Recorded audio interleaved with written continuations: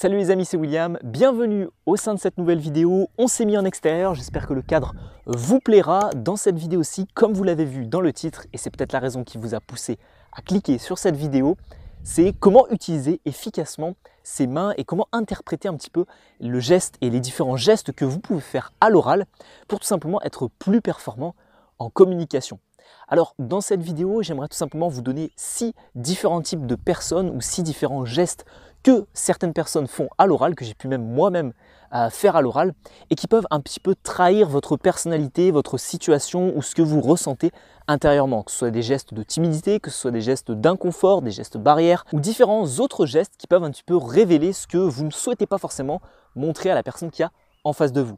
Alors c'est une vidéo qui s'adresse aux personnes qui souhaiteraient faire des prises de parole en public, qui souhaiteraient pitcher leur idée, qui souhaiteraient réussir des entretiens d'embauche, qui souhaiteraient être plus professionnels et plus impactants lors de communication. Donc je pense que c'est vraiment intéressant et applicable pour vous, que vous soyez debout ou que vous soyez assis. Pour introduire cette vidéo, j'aimerais juste vous rappeler 2 principes fondamentaux et 2 principes clés que toutes les personnes qui suivent cette chaîne depuis longtemps connaissent forcément en communication.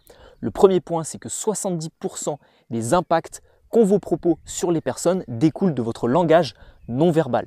Donc que ce soit la manière dont vous vous tenez, la manière dont vous faites, la gestuelle que vous avez, la manière dont vous exprimez vos idées à travers votre gestuelle, etc., etc. Et ensuite, vous avez le verbal, 7%, et le reste, c'est du paraverbal. Donc l'intonation que vous allez mettre, la mélodie de votre voix, etc., etc. Mais majoritairement, votre contact visuel, les gestes que vous allez faire dépendent des 70%. Donc si vous arrivez à avoir ces 70% et à impacter correctement le public avec vos gestes, votre communication est normalement réussie. Et la deuxième chose que vous devez savoir en communication, si vous ne le savez pas encore, c'est que l'être humain a très peu évolué sur sa façon d'interpréter les gestes d'une autre personne en communication. C'est-à-dire que si je fais semblant de cacher quelque chose dans mon dos juste en mettant mes mains dans le dos, eh bien tout simplement la personne qui est en face de moi va automatiquement et de manière physiologique avoir du recul par rapport à ce que je vais lui dire, va se méfier de ce que je vais potentiellement lui dire parce que les mains dans le dos, ça va traduire tout simplement que je peux cacher quelque chose dans mon dos, cacher une arme, etc. Donc c'est quelque chose d'assez primaire, c'est quelque chose qu'on avait à l'époque, il y a de ça des milliers d'années, mais c'est quelque chose qui reste malheureusement dans le cerveau humain, donc faites attention à ça et on verra ça justement dans ces 6 différents types qu'on va analyser maintenant. Alors le premier type de personne, je vous ai spoilé un petit peu dans l'introduction de cette vidéo, c'est la personne qui va parler à l'oral et qui va mettre ses mains dans le dos. On ne sait pas forcément quoi faire de ses mains à l'oral, donc la personne, elle veut se sentir à l'aise et elle met ses mains dans le dos. Elle s'est dit que mettre les mains devant, c'est pas forcément très confortable, puis ça montre un petit peu que voilà, on a les épaules un petit peu en avant, on se sent pas très bien. Donc du coup, elle choisit tout simplement de mettre les mains dans le dos et de se tenir un petit peu plus droit. Malheureusement, c'est un très mauvais geste, qui va traduire peut-être que vous cachez quelque chose, que la personne devrait être méfiante de vous et que potentiellement vous avez quelque chose à cacher. Donc évitez de mettre tout simplement les mains dans le dos. On voit ça souvent, c'est lors d'oraux qu'on peut faire sur des concours ou alors les oraux en classe. Moi, je voyais beaucoup de mes camarades qui avaient tout simplement les mains dans le dos et qui parlaient comme ça. Ça montre également un petit peu une certaine nonchalance, je trouve, dans la manière dont on se tient. Si on prend la parole, alors si vous n'êtes pas en train de parler, qu'il y a votre ami ou un collègue qui est en train de parler, vous pouvez vous tenir comme ça. Par contre, si vous êtes en train de parler et que je vous parle comme ça montre un petit peu un détachement, quelqu'un qui mettrait pas forcément tous les moyens en œuvre pour communiquer efficacement. Donc évitez absolument les mains dans le dos, ça peut montrer que vous cachez quelque chose ou tout simplement que vous avez une certaine nonchalance. Le deuxième cas de figure et le deuxième type de personne, c'est la personne qui va faire des gestes tout le temps, qui va essayer de faire en sorte que son discours soit le plus impactant possible et du coup elle va bouger dans tous les sens. Calmez-vous à l'oral, si vous ne savez pas quoi faire de vos mains, je vous recommande vraiment d'essayer de faire des gestes qui sont le plus simples possible. On le verra quel geste faire principalement à l'oral dans la fin de cette vidéo, mais évitez de faire beaucoup trop de gestes qui vont tout simplement nuire à votre communication. C'est-à-dire que tout simplement, si dès que vous essayez de parler ou de communiquer ou de dire quelque chose, vous faites un geste et que lorsque vous parlez d'un point précis, vous faites un geste précis, lorsque vous parlez d'un point global, vous faites un point global et que vous faites des gestes tout le temps, très honnêtement, on va sentir que c'est brouillon et ça va vous fatiguer à l'oral. Donc évitez, le deuxième cas de figure, c'est la personne qui fait beaucoup trop de gestes et qui est beaucoup trop volubile à l'oral. Essayez sur certains moments de juste parler sans forcément faire des grands gestes avec vos bras. Troisième cas de figure, c'est la personne qui va faire des gestes incohérents par rapport à ses propos. Et donc là, je vais vous reprendre un exemple très simple, mais c'est par exemple quelqu'un qui parlerait d'une petite partie ou d'une petite parcelle de quelque chose. Moi, vous voyez, quand je vous parle d'un exemple précis ou du point numéro 1, souvent je fais des gestes, voilà, petits, point numéro 1, précis, etc. Si vous parlez par exemple d'une zone géographique et que c'est quelque chose de précis, eh bien ne faites pas c'est quelque chose de précis. C'est quelque chose de précis. Donc faites un geste précis. Et essayez vraiment d'analyser quel type de langage vous avez par rapport à vos propos et de voir si c'est cohérent. Moi par exemple, quand je vais faire un comparatif entre deux choses, je vais faire d'un côté le point A et d'un côté le point B. Par contre, si vous faites le point A et le point B, là ils sont au même endroit, ça n'a aucun sens. Okay, donc évitez tout ce qui peut être geste nuisible à votre communication, le point numéro 2, faire trop de gestes, et évitez également de faire des gestes qui sont incohérents par rapport à vos propos. Et ça se remarque notamment chez des personnes qui tournent des vidéos, qui peuvent tourner des vidéos sur YouTube, mais qui n'ont pas forcément une grande aisance en communication, et donc du coup, ils vont faire des gestes qui ne vont pas du tout être naturels, ils vont prendre des postures comme ça. Cette posture-là, personne ne la prend, très honnêtement. Si vous la prenez, ne vous sentez pas visé, mais voilà. Bonjour, aujourd'hui, je vais vous parler dans cette vidéo de quelque chose de... Non, personne ne se tient comme ça quand on parle, donc essayez d'être le plus naturel possible et de faire en sorte d'avoir des propos qui sont impactants avec votre gestuelle. Mais ne jouez pas un personnage, ne surjouez pas un personnage juste pour avoir une certaine personnalité à l'oral. Moi, tous les gestes que je peux faire en vidéo, c'est des gestes que je peux reproduire au quotidien avec mes amis, etc. Quatrième type de personnes, le soleil s'est levé, ce sont les personnes qui vont faire des gestes barrières. Et c'est souvent, sans forcément s'en rendre compte, ça va trahir un certain inconfort et ça va trahir surtout que vous mettez une grande distance avec votre interlocuteur. Un geste barrière, c'est quoi? C'est un geste que vous allez mettre entre votre corps et celui de l'interlocuteur. Alors ça peut être également votre interlocuteur qui va faire un geste barrière.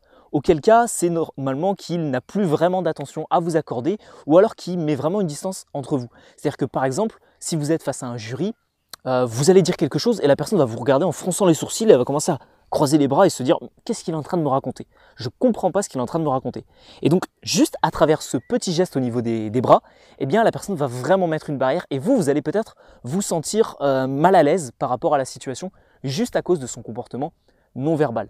Donc vous ne pouvez pas forcément gérer les gestes barrières de la personne que vous avez en face de vous.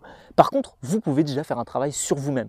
Donc évitez tout ce qui peut être, voilà, vous tenez l'épaule, vous tenez le coude, vous tenez les mains devant, tout ce qui peut être croisement de bras. Je sais que je le faisais beaucoup moi à l'oral. Je le fais quand c'est pas moi qui parle et quand c'est mes collègues qui sont en train de discuter et qui sont en train de parler et qui sont en train de réaliser la suite de la présentation. Par contre, dès que c'est moi qui parle, geste d'ouverture et je communique comme je peux communiquer en vidéo. Mais normalement, vous ne me voyez jamais faire en vidéo des gestes barrières comme ça, comme ça, comme ça, comme ça, etc. Cinquième type de personne, c'est la personne qui va se trahir parce qu'elle est timide ou parce qu'elle est mal à l'aise à l'oral. Si vous souhaitez développer votre aisance relationnelle, je vous invite à vous abonner et à regarder la playlist aisance relationnelle et confiance en soi de cette chaîne YouTube. Maintenant, si vous êtes vraiment timide et que vous êtes vraiment mal à l'aise, vous pouvez quand même essayer de ne pas le montrer au public. C'est-à-dire que tout ce qui va être tremblement, tout ce qui va être se toucher le visage, commencer à se gratter, à se toucher la nuque. Je voyais des personnes qui, moi, à l'oral, il y a pas longtemps, c'est pour ça d'ailleurs que je fais cette vidéo, qui se touchaient la gorge à l'oral. Ils étaient en train de parler. Alors voilà, je vais vous expliquer comment... Non, si vous parlez en public, si vous réalisez une présentation, si vous avez une communication à réaliser, vous ne commencez pas à vous gratter la gorge, à vous gratter le bras, à sentir que vous êtes stressé et mal à l'aise, ok? Donc vraiment évitez tout ce qui peut être tremblement, tout ce qui peut être se gratter la tête, se gratter la gorge, le cou, etc., etc. Ce qui peut être également traduit par le fait de croiser les doigts lorsque vous allez être assis en entretien. Et je sais que c'est quelque chose que je faisais beaucoup quand j'étais stressé, c'est-à-dire que tout simplement, voilà, je croisais les doigts, j'étais assis, j'avais les coudes sur la table, et je croisais les doigts et je regardais la personne. Croiser les doigts, c'est un synonyme de je suis mal à l'aise et je ne suis pas confiant et je suis stressé par rapport à la situation en question.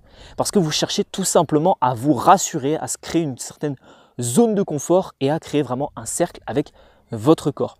Alors que si vous avez les deux mains posées sur la table ou que vous êtes assis dans le fond du siège, etc., eh bien là, ça montrera que vous êtes à l'aise en communication. Et en plus de ça, croiser les doigts, normalement, ça met une barrière entre vous et votre interlocuteur lorsque vous êtes assis. Donc évitez ça absolument.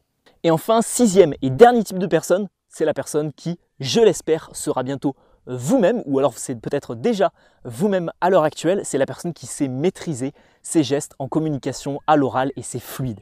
C'est-à-dire que pour réussir à maîtriser ces gestes, comme je vous l'ai dit dans cette vidéo, et comme on a pu le voir, c'est quelque chose de naturel, c'est quelque chose de fluide. Lorsque vous allez montrer une opposition, montrer le côté A et montrer le côté B. Lorsque vous souhaitez montrer de la fluidité, faites peut-être ce geste-là, faites peut-être ce geste-là.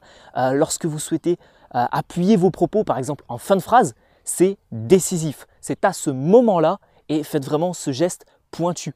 Lorsque vous souhaitez montrer une petite parcelle, un petit échantillon ou quelque chose de précis, moi ce que j'aime bien faire c'est ce geste-là à l'oral ou ce geste-là. Donc vraiment faites en sorte de créer et d'avoir votre propre gestuelle, c'est très important. Si vous n'aimez pas du tout bouger à l'oral, identifiez quel geste vous pouvez faire avec vos amis. Normalement, lorsque vous êtes avec vos amis, eh bien, vous allez avoir une certaine gestuelle qui va être naturelle, vous allez vous sentir à l'aise. Donc normalement, vous êtes censé bouger les bras, à moins que vous soyez tout le temps comme ça, à jamais bouger. Mais normalement, vous allez un petit peu bouger les bras et faire quelques petits gestes, même si ce ne sont pas des gestes amples, au moins ce seront des petits gestes. Essayez de les analyser. Et une fois que vous avez essayé de les analyser, entraînez-vous chez vous, juste avant de répéter votre prise de parole, à utiliser ces gestes, mais de manière un petit peu plus ample. Donc, si vous devez par exemple accueillir le public, c'est un conseil que j'ai déjà donné et que je donne dans mes formations privées, c'est que dès que vous entrez sur scène et dès que vous arrivez, vous ouvrez. Vous ouvrez votre corps au public et vous faites ce geste de bras. Bonjour à tous. Si vous regardez le début de cette vidéo, qu'est-ce que j'ai fait au début de cette vidéo? Salut, c'est William, bienvenue dans cette vidéo. Donc, bienvenue, j'ouvre et ensuite dans cette vidéo, c'est cette vidéo-là que vous êtes en train de visionner, cette vidéo précise. Donc, utilisez vraiment des gestes qui soient clairs, nets et précis, vous permettra tout simplement d'améliorer grandement votre communication. Voilà, nous arrivons au terme de cette vidéo, j'espère qu'elle vous a plu, j'espère que vous aurez pu identifier les six différents types de personnalités qui peuvent être révélés à l'oral et j'espère que vous aurez compris l'introduction de cette vidéo sur l'importance d'avoir une bonne gestuelle au niveau de vos bras. Si la communication vous intéresse encore, et j'en suis persuadé parce que vous regardez encore cette vidéo, je mets à votre disposition dans la description de cette vidéo une formation de 1 heure totalement gratuite et totalement offerte juste pour vous permettre d'améliorer votre prise de parole, votre communication, votre aisance relationnelle également. Pour suivre cette formation, c'est très simple, vous la verrez apparaître à l'écran. Vous cliquez sur le premier lien dans la description de cette vidéo, vous arrivez sur mon site, vous rentrez votre email et on se retrouve sur votre boîte mail. Donc pour les plus ambitieux d'entre vous, on se retrouve sur la formation et pour les autres, eh bien, je vous dis à tout de suite pour une prochaine vidéo sur la chaîne YouTube.